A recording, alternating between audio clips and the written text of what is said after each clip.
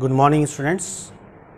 पिछले वीडियो में हमने न्यूमेरिकल एनालिसिस के थर्ड यूनिट की बात की थी और थर्ड यूनिट का टॉपिक था numerical solution of algebraic and transcendental equation, जिसमें हमने न्यूमेरिकल सॉल्यूशन की बात की थी, अलजेब्रिक इक्वेशन और ट्रांसेंडेंटल इक्वेशन की और उसकी डेफिनेशन की बात की थी। कुछ प्रथम वर्ष की प्रमेय की बात की थी, थ्योरी ऑफ इक्वेशन के अंदर हमने जो पढ़ी थी। आज हम बात करते हैं डेकार्ते का चिन्ह नियम या डेकार्ट्स रूल ऑफ साइन।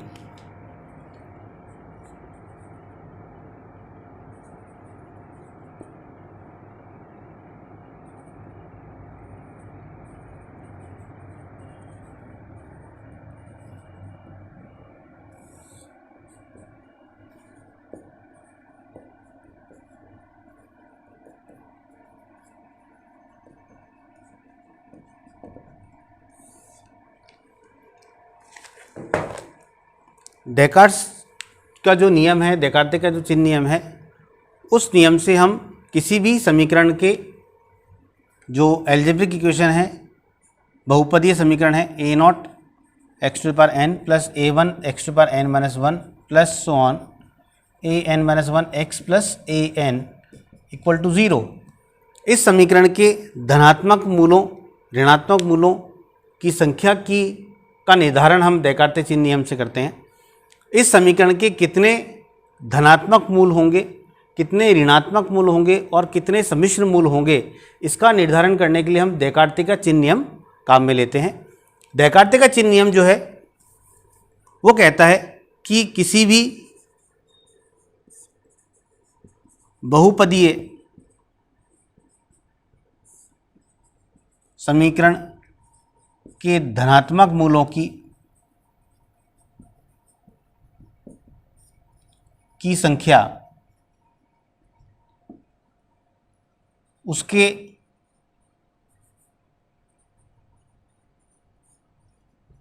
पदों में चिन्ह परिवर्तनों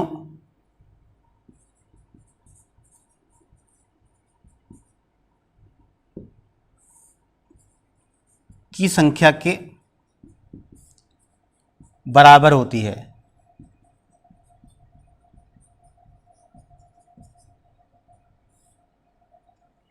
अर्थात इस समीकरण में जो हमारे कांस्टेंट हैं a nought a one a two a n up to a n minus one a n, इन एन जो हमारे एन प्लस वन जो हमारे कांस्टेंट हैं, इन कांस्टेंट का जो चिन्ह है वही निर्धारित करता है कि इस समीकरण के कितने मूल धनात्मक होंगे और कितने ऋणात्मक।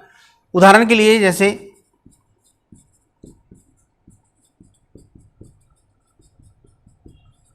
ये एक त्रिघातीय समीकरण है। इस त्रिघातीय समीकरण के कितने धनात्मक मूल होंगे, इसके लिए हम इसमें चिन्ह परिवर्तनों की गणना करते हैं।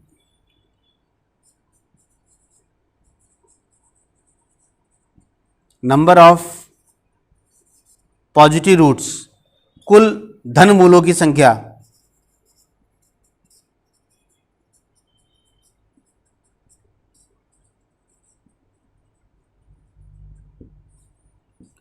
कुल धन मूलों की संख्या ज्ञात करने के लिए हम इसमें चिन्ह परिवर्तन का काउंट करते हैं, गिनते हैं। पहला पद हमारा धनात्मक है, दूसरा ऋणात्मक, तो पहला परिवर्तन चिन्ह परिवर्तन यहाँ है।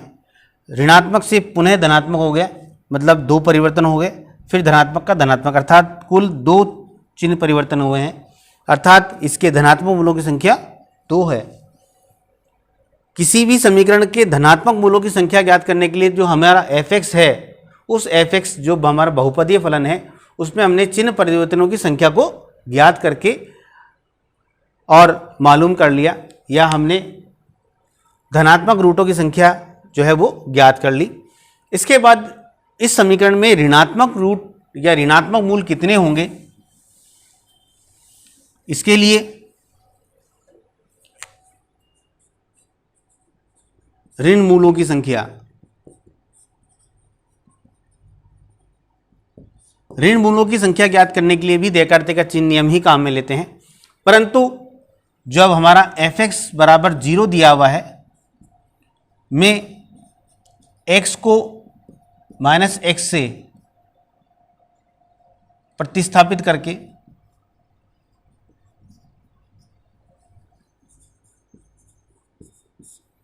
एफ ऑफ माइनस एक्स ज्ञात करते हैं तथा एफ ऑफ माइनस एक्स बराबर 0 में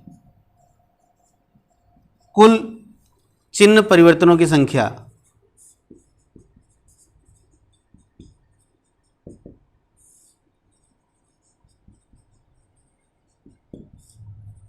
ही ऋणात्मक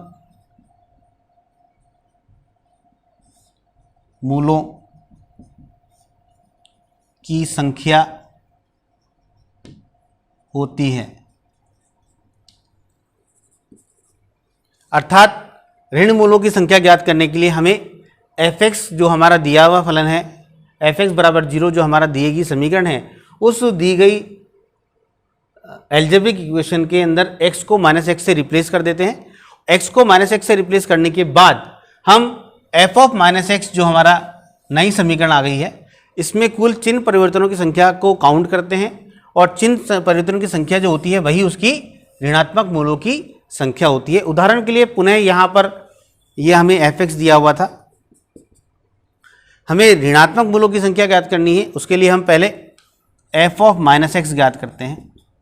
एफ ऑफ माइनस एक्स मतलब एक्स के स्थान पर माइनस एक्स रखने पर हमें 3x³ माइनस के, क्योंकि एक्स ऑफ माइनस एक्स का क्यूब माइनस 3x³ हो जाएगा, -4x² और -2x + 1 बराबर 0। अब इस समीकरण में हम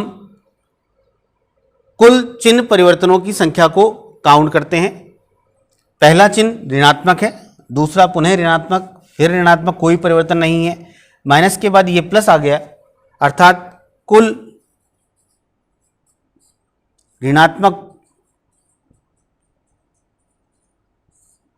मूलों की संख्या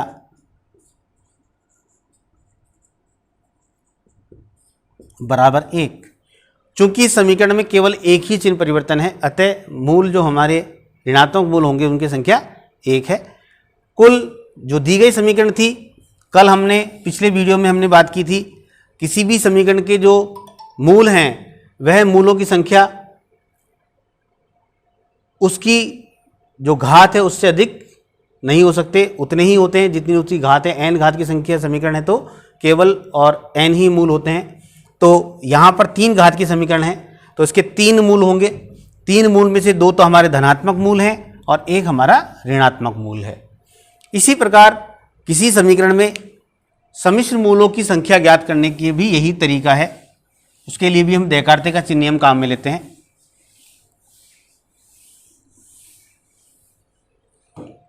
मान लेते हैं कोई समीकरण है x⁴ minus 3x⁵ plus 7x4 minus x³ plus 2x plus 1 बराबर 0।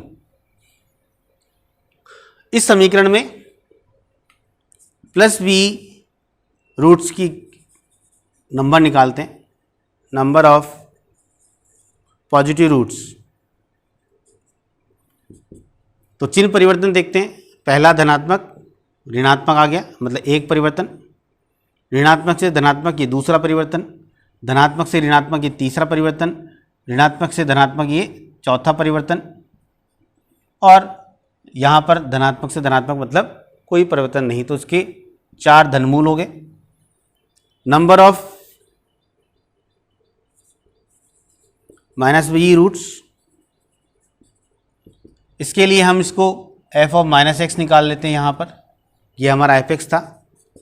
f of minus X means -x⁵ plus 3x⁵ plus 7x⁴ plus x³ minus 2x plus 1 equal to 0। इस एफ एक्स में हमने x को माइनस एक्स से replace कर दिया। Minus x से replace करने पर हमें ये नया व्यंजक प्राप्त हो गया। इस व्यंजक, इस एक्सप्रेशन में हम ऋणात्मक मूलों की संख्या ज्ञात करना है, तो हम इसके चिन्ह परिवर्तन काउंट करते हैं। पहला ऋणात्मक से धनात्मक, पहला परिवर्तन। धनात्मक से धनात्मक कोई परिवर्तन नहीं, कोई परिवर्तन नहीं, और ये धनात्मक से ऋणात्मक ये दूसरा परिवर्तन। तो कुल, और ये धनात्मक से ऋणात्मक धनात्मक तीसरा परिवर्तन। तो कुल ऋणात्मक मूलों की संख्या 3 हो गई। अर्थात कुल 7 मूल हैं इसके, जिसमें से 4 धनात्मक होंगे और 3 ऋणात्मक। इसी व्यंजक में यदि हम नया व्यंजक ले लें x⁴ plus 3x⁵ plus 7x⁴ minus x³ plus 2x plus 1 equal to 0। यहाँ पर प्लस v रूट्स देखते हैं। पॉजिटिव से पॉजिटिव कोई चेंज नहीं, पॉजिटिव से पॉजिटिव कोई चेंज नहीं, पॉजिटिव से नेगेटिव एक चेंज हो गया, नेगेटिव से पॉजिटिव दूसरा चेंज हो गया। तो धनात्मक मूलों की संख्या 2 हो गई। माइनस v रूट्स के लिए, इसके लिए f ऑफ माइनस एक्स निकाल लेते हैं। ये minus x⁴ plus minus 3x⁵ plus 7x⁴ plus x³ minus 2x plus 1 equal to 0। अब यहाँ पर मूलों में जो हमारे जो समीकरण हैं, इसके मूलों की संख्या ज्ञात, ऋणात्मक मूलों की संख्या ज्ञात करने के लिए हम चिन्ह परिवर्तन काउंट करते हैं। ऋणात्मक से ऋणात्मक कोई परिवर्तन नहीं, ऋणात्मक धनात्मक एक परिवर्तन हो गया। धनात्मक से धनात्मक कोई परिवर्तन नहीं, धनात्मक से ऋणात्मक दूसरा परिवर्तन, और ऋणात्मक से धनात्मक तीसरा परिवर्तन। तो ऋणात्मक मूलों की संख्या 3 हो गई। धनात्मक मूलों की संख्या 2 थी, ऋणात्मक मूलों की संख्या 3 है। टोटल इसके 7 मूल थे, क्योंकि 7 घात की समीकरण है। कुल मूल 7। जो हमारे टोटल रूट्स हैं वो 7 होने चाहिए। इसमें से पॉजिटिव रूट 2 है, नेगेटिव रूट 3 है, टोटल हो गई है 5। तो धनात्मक मूलों की संख्या और ऋणात्मक मूलों की संख्या जो है वह हमारी 5 है, परंतु कुल मूलों की संख्या 7 है। 7 टोटल मूल होने चाहिए, परंतु हमें कितने प्राप्त हुए हैं? 5 प्राप्त हुए हैं। 5 प्राप्त हुए तो बचे हुए 2 जो मूल हैं वो उसके कॉम्प्लेक्स रूट्स हैं।